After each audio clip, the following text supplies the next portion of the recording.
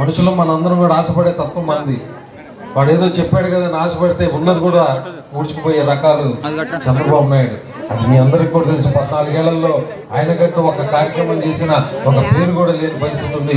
ఈరోజు జగన్మోహన్ రెడ్డి గారు వచ్చిన తర్వాత మనం గట్టిగా ఆలోచించుకొని జగన్మోహన్ రెడ్డి గారిని దీవిస్తేనే రేపు ఈ వ్యవస్థ కానివ్వండి, ముఖ్యంగా పేదవాళ్ళు మరి 2 చేతులా కూడా సంపాదించుకోవడానికి అవకాశం ఉంటుంది. మరి అవన్నీ ఆలోచించుకొని మీరు ఓటు వేయాల్సిందిగా మిమ్మల్ని నేను కోరుకుంటా.